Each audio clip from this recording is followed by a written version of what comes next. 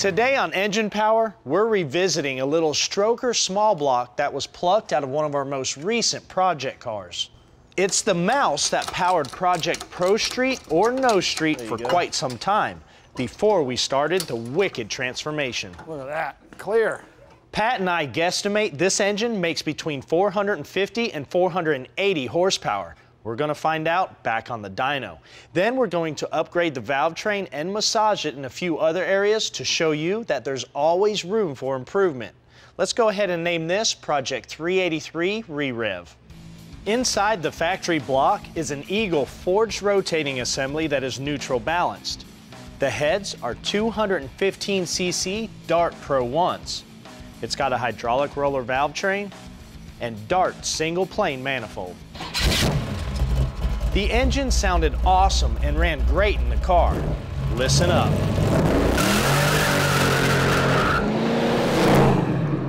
Very responsive. I mean, this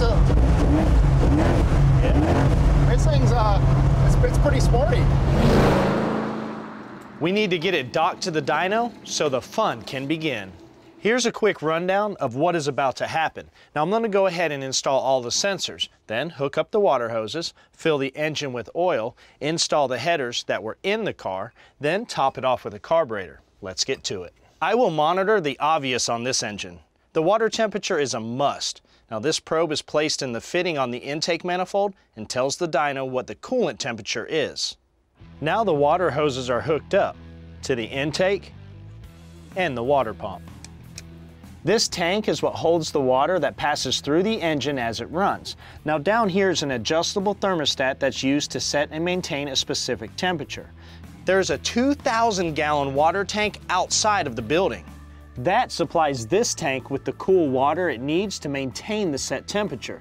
Now with this type of setup, a thermostat is not used in the engine.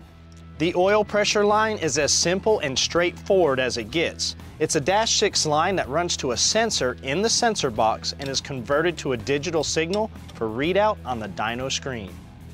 For lube juice, Royal Purple HPS 5W30 is going in. It's designed for performance street engines seeking uncompromised levels of performance and protection. For exhaust, the same fender well headers that were in the car are going back on. They have 1 3/4 primaries and 3-inch collectors. To supply fuel, we'll use our 750 CFM dyno carb. It's a perfect match for this 383. Now an O2 sensor is placed in the bank 1 pipe. This allows our Daytona sensors wideband to measure the air-fuel ratio. It's already warmed up and ready to go. I'll make a couple of pulls from 3 to 6,500 RPM. That will let us know if we are in the range of our power guesstimate. Good oil pressure, good vitals, here we go.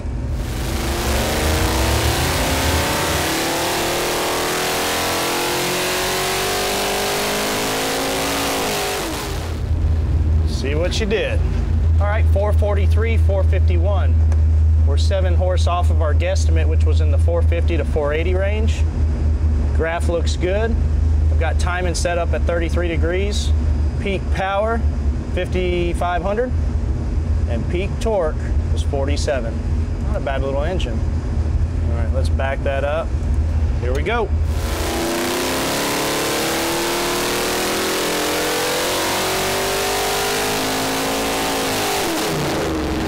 .442 with 448. Drop just over half a horsepower. Now, let's see what we can upgrade to. Stay with us.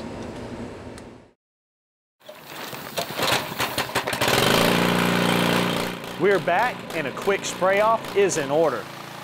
It had a small oil leak when it was in the car. Now this makes it easier on you by having a clean bullet to start tearing down. Picking up some power on this little stroker shouldn't be too hard, and the parts that we're putting in are relatively inexpensive and easy to swap out. We already know what the major components are, like the rotating assembly, the cylinder head, and the intake manifold. Other than that, you're going to find out what's in this bullet at the same time we are. Removing the cast aluminum valve cover reveals an old school stud girdle system I haven't seen in years. Simple, but effective. The distributor is set up with mechanical advance now. That will change. Here's why you pay attention during disassembly. The teeth on this bronze distributor gear are worn almost to a razor's edge, and that's pretty common when running a high volume oil pump and it has a lot of miles on it. And even though this is a Ford gear, this is what a new tooth is supposed to look like, nice and thick. We're gonna have to change this out. The intake manifold is an out-of-the-box Dart single-plane high-rise. Brand is unknown, but we do know they are a 1.5 ratio. And we're not reusing them, and it's a good thing because it looks like they've been doing some serious rubbing. The heads are pulled next and reveal a 41 thousandths compressed thickness head gasket. The pistons are a Molle flat top with 5cc valve reliefs. Oh, yeah. Oh, nice and clean. The front cover goes to show off a stretched timing chain. Oh, check this out. It's got variable cam timing. Inadvertently. The cam is the final part to be removed. It's a hydraulic roller. Duration at 50 thousandths is 242 on the intake, 248 on the exhaust. Now it's on 110-degree lobe separation and gross valve lift is 540 and 562. The cam that's taking its place is from a past project of ours. Now this thing is set up on a 900 thousandths base circle for stroker applications. Now here's a look at the differences in the two cam specs. It has 252 degrees of duration on the intake, 260 on the exhaust.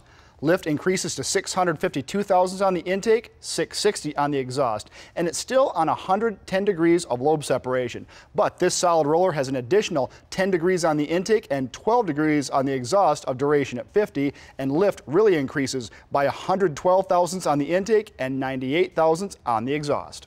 Now, just because it's a 900 base circle doesn't mean there's anything different with the journals themselves. They are still the stock size, so they'll work just fine. Oil is used on the journals for pre-lube. Be careful not to nick the bearings when you're installing it. Just take your time. Due to the slack on the old timing chain, this new setup is taking its place. It's a double row, just like before. With the increase in lift and duration, degreeing is a must. With the timing chain in the straight up position, the cam came in at 109 degrees, which is 1 degree advanced. This cam is significantly bigger than the old one, so we're going to have to check piston to valve clearance. And we also have to establish a new push rod length. So here's how to kill two birds with one stone. First, we'll put an intake and exhaust valve in the #1 cylinder. Secure them with checker springs, retainers, and locks.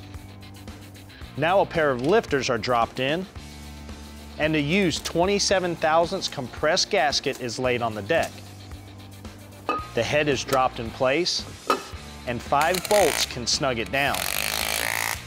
Now a couple of rocker studs are screwed in, 2 adjustable length push rods are put in, and new 1.5 ratio Summit Racing gold rockers slip on. The first order of business is to adjust the push rod so the center of the rocker's roller tip is centered on the valve stem. Remove the rocker arm and mark the end of the valve with Dykem or a magic marker. Replace the rocker and turn the engine over several revolutions, which leaves a signature on the end of the valve. Remove the rocker and verify the roller's tip sweep is centered. You want the thinnest line you can get. Once you are happy with the mark, remove the push rod and get an exact length measurement using a pair of calipers, not a wooden ruler. At this point, we can order our push rods, which is actually good timing because we have to take a little trip. And we'll finish this little stroker in the near future with final assembly and a dyno session. Welcome back. We have some old company back in the spotlight. This is the small block stroker that came out of our Nova project. We named it 383 Re-Rev. Now we're not trying to set the world on fire with this engine. We're just trying to show you a little bit of tech with some parts we had laying around the shop. Here's a look at what got us to this point. The engine was docked up to the dyno. We ran the same headers it had in the car and our 750 CFM dyno carb. We pulled it to 6,500 RPM and the dyno reported 443 horsepower. A quick pressure wash of the engine was necessary. It had quite a few years of dirt and oil buildup on the outside. Once dry, the teardown began, and we discovered what parts the engine had the same time you did. The cylinder heads were removed, which showed us a short block that was in good shape. The camshaft was the last part to come out. It was replaced with a cam we used in a previous small block build, and a new timing set was installed. The new solid roller camshaft is bigger in all respects and has a 900 base circle for stroker applications. Now, since it's bigger on the intake and exhaust, piston to valve clearance has to be checked. Our new push rods measuring 8/200 have come in from Trend Performance, and I've gone ahead and set up everything up top to complete the process. We're not using clay because we have the right measuring equipment. With true TDC setup, we'll turn our degree wheel until both rockers are moving, which indicates split overlap. The intake clearance is checked 10 degrees after top dead center and 0 lash on the rockers. This is the point where the valve is physically closest to the top of the piston with this particular camshaft setup. Now zero the dial indicator on the intake's valve retainer and press down on the rocker till the valve contacts the top of the piston. We have a generous 165 thousandths clearance. The minimum we need here is only 60 thousandths. The exhaust clearance is measured at 10 degrees before TDC on split overlap. On the exhaust, we have 156 thousandths, which our minimum here is 120 thousandths, so we are way in the good. Now the heads will be fitted with new valve springs, retainers, and locks. The springs are brand new and spec'd for the cam we've installed. More items that were on our part shelf. Also out of a used engine are these tie bar style solid roller lifters. Cometic MLS head gaskets will seal the heads to the block's deck. These have a 27 thousandths compressed thickness and will increase the compression ratio from 10.10 to 1 with the old 41 thousandths gasket to 10.46 with these. These ARP head bolts have a tensile strength of 180,000 psi, making them way stronger than OEM type bolts. Now the guide plates can be torqued in place with new rocker studs. The new push rods can drop in, and they get topped off with Summit Racing gold rocker arms with a 1.5 ratio. Cold lash is 10 thousandths on the intake, 14 thousandths on the exhaust. Keeping valve train stability in check are Summit Racing rocker girdles.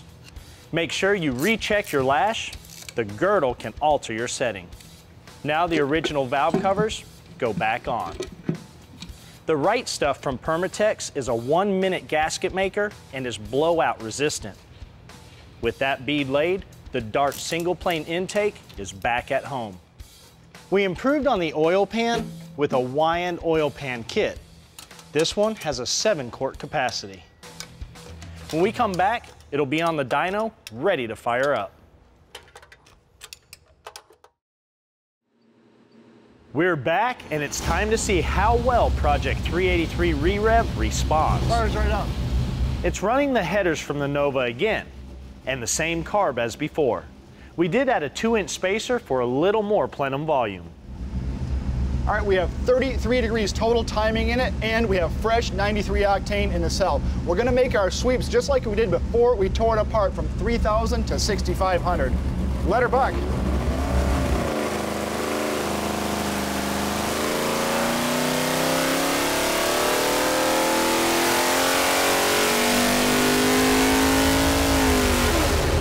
Oh, look at that. Wow. That's not a bad improvement right there. 481 horse, 454 pound-feet of torque. At 6,500, before it was 420 horsepower, now we're at 481. The same numbers with torque at 6,500, 339 before, 388 now. That is incredible. There's still a little left in it.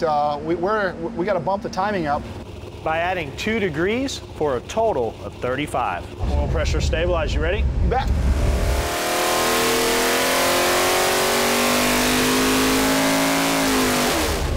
Yeah, snuck a little more in it. 484 horse, 462 pound-feet of torque.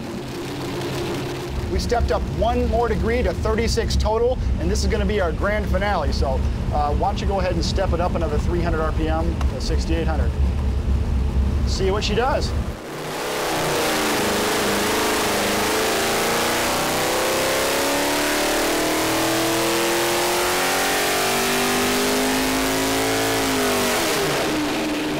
found the limits right there, which you didn't drop any.